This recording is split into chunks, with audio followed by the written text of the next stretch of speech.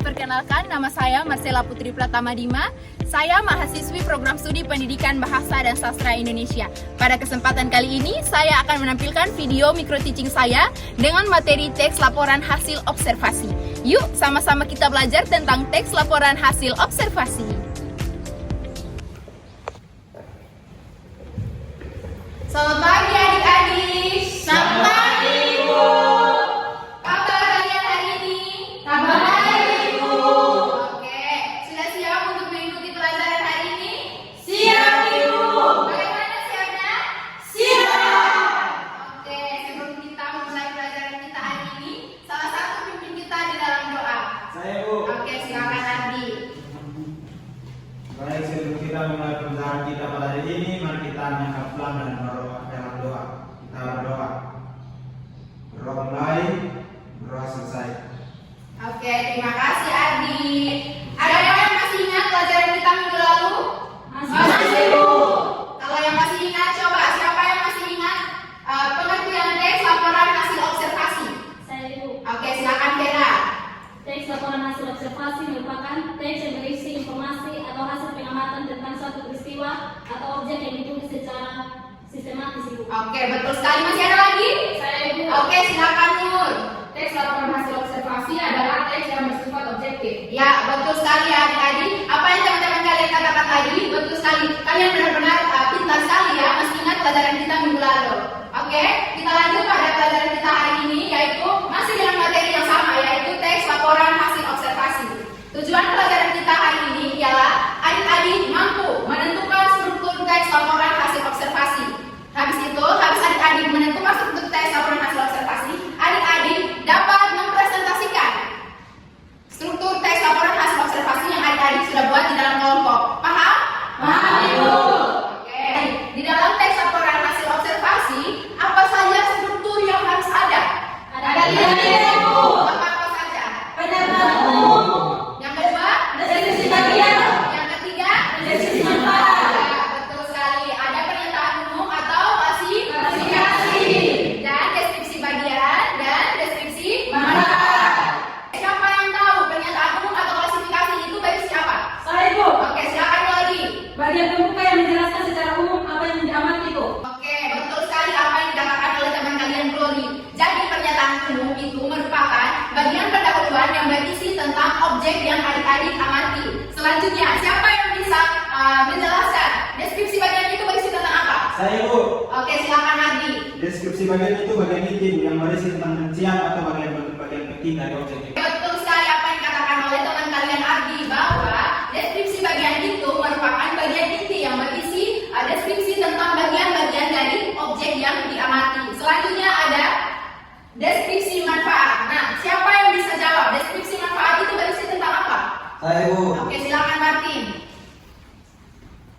Deskripsi manfaat itu, Ibu, bagian penutup yang berisi manfaat objek atau kesimpulan hasil observasi. Ya. Misalnya, kaktus bermanfaat sebagai tanaman hias yang tahan cuaca panas.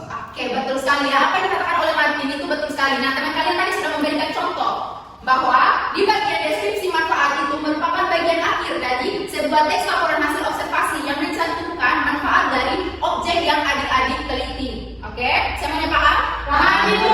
Oke. Selain struktur teks laporan hasil observasi, ada juga yang dinamakan dengan ciri-ciri laporan hasil observasi. Nah, dalam teks laporan hasil observasi, ciri-cirinya itu harus informatif, faktual, sistematis, dan juga deklaratif. Oke, paham? Paham, Ibu. Oke, adik-adik, kita lanjut ya. Teknik observasi. Nah, di dalam melakukan observasi juga, sebelum adik-adik menulis teks laporan hasil observasi, ada yang dinamakan dengan teknik observasi. Nah, dalam teknik observasi itu ada dua teknik, yaitu yang pertama observasi langsung dan observasi tidak langsung. Observasi langsung itu seperti apa? Siapa yang bisa jawab? Saya, Bu. Oke, Aldi, bagaimana?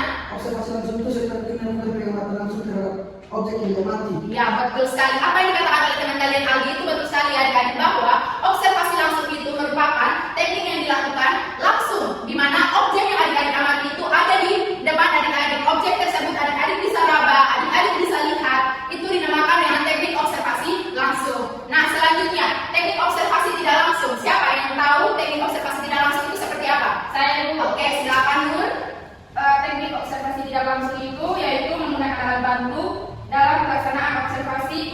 sebagai objek Ibu. Oke, betul sekali ya adik-adik, apa yang teman kalian tadi katakan itu sudah sangat betul, bahwa teknik observasi tidak langsung itu merupakan teknik observasi yang adik-adik lakukan dengan menggunakan alat bantu. Misalnya, Ibu kasih contoh, adik-adik mau mengamati tentang Tugu Monas. Nah, adik-adik kan ada di Nusa Tenggara Timur ya kan?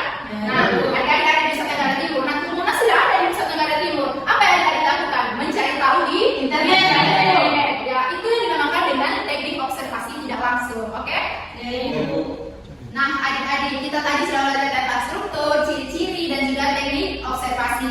Nah, di sini Ibu memiliki contoh teks laporan hasil observasi. Silakan adik-adik baca, nanti Ibu akan tanya yang mana yang merupakan pernyataan umum, yang mana yang merupakan deskripsi bagian, dan yang mana yang merupakan deskripsi manfaat. Ibu beri waktu 5 menit untuk adik-adik baca teks yang ada di layar, oke?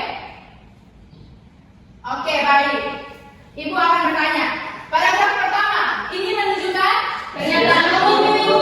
Oke, betul sekali. Paragraf kedua, ini menyatakan deskripsi bagian. Oke. Paragraf ketiga, ini menyatakan deskripsi manfaat. Oke, tepuk tangan dulu. Karena kalian sudah mampu menentukan struktur teks laporan hasil observasi dalam contoh yang Ibu berikan, selanjutnya kita akan berlatih menggunakan media pembelajaran papan amplop rahasia. Nah, tadi malam Ibu sudah bagi kalian di dalam 3 kelompok kan? Iya, Ibu. Oke, sekarang adik-adik duduk berkelompok, oke? Iya, Ibu.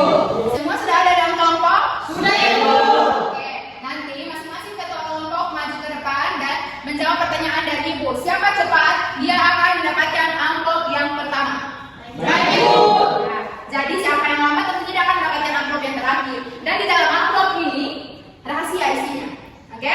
Isinya rahasia. Jadi tidak tahu juga apa yang ada di dalam amplop tersebut. Jadi siapa cepat, dia tentunya akan mendapatkan amplop nomor 1. Amplop nomor 1 itu merupakan amplop yang sangat spesial. Oke? Iya, Ibu. Sekarang maju ke kelompok untuk menjawab pertanyaan dari Ibu. Jawab cepat ya. Ya, Ibu. Oke. Adik-adik perhatikan teman-teman kalian ya. Siapa yang jawab lebih dulu, dia yang akan mendapatkan amplop nomor 1. Oke, Ibu akan bertanya. Ibu kota Provinsi Nusa Tenggara Timur di mana? Sayang sekali Nursia dengan Ardi, Vera yang mendapat. Oke, Kota Kupang, Ibu. betul? Betul, Ibu. Vera. Vera dapat apa, Vera? Bunga mawar, Ibu. Oh, Vera mendapat judul teks laporan hasil observasi bunga mawar. Oke, silakan dulu. Selanjutnya, Ibu akan memberi pertanyaan kepada Nursia dan juga Ardi. Ini merupakan pertanyaan terakhir, di mana siapa yang bisa menjawab akan mendapatkan amplop nomor 2. Oke? Oke, semuanya lihat ya? Iya, Ibu. Lihat dulu, oke?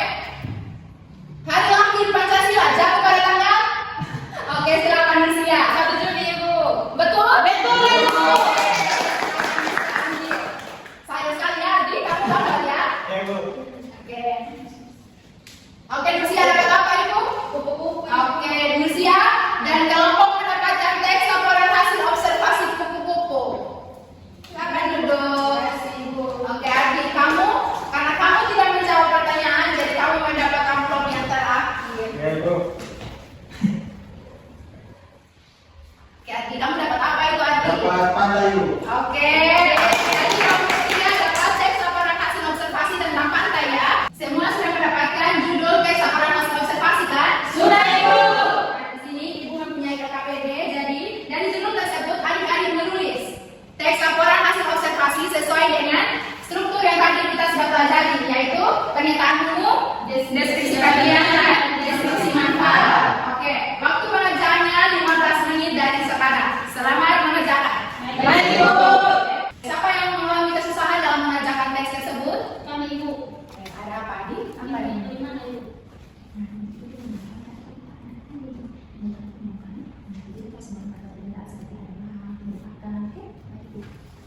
Kelompok kita bagaimana? Bisa, Ibu. Bisa, Ibu. Bisa. Iya, Ibu. Sudah bagus.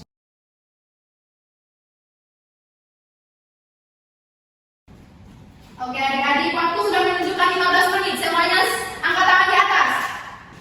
Oke, silakan turun tangannya. Jadi seperti biasa ya, Ibu yang menentukan siapa yang presentasi duluan. Dan kalau kalian punya teman-teman selesai presentasi, seperti biasa juga apa yang kita berikan? Beri dia tepuk. Oke, kelompok mana ya yang presentasi duluan? Kelompok Baik, terima kasih atas waktu dan kesempatan yang diberikan kepada kami kelompok 2. Kami akan mempresentasikan laporan hasil observasi kupu-kupu. Sekian presentasi kami, terima kasih. Oke, Meridia W, Meridia O, Meridia W. Wow, keren. Oke, selanjutnya kelompok berapa lagi ini? Sisa 2 kelompok. 1 atau 3? Kelompok 3. Ibu, terima kasih atas waktu dan kesempatannya Ibu. Kami kelompok 3 akan mempresentasikan kerja kami. Pekerjaan kami di sini berjudul Pantai. Presentasi selesai. Meridia W, Meridia O, Meridia W. Wow, keren. Kelompok yang terakhir, kelompok 1. Silakan kelompok 1. Baik, terima kasih atas kesempatannya. Kami dari kelompok 1 dengan judul teks laporan hasil observasi MAWAS. Presentasi selesai. Meridia W, Meridia O, Meridia W. Wow, keren. Tadi kalian sudah melakukan presentasi dengan sangat baik. Di sini Ibu mempunyai kuis sebelum kita menutup pelajaran kita. Siapa yang mau main kuis? Saya. Oke, mari kita bermain kuis bersama-sama. Oke. Start.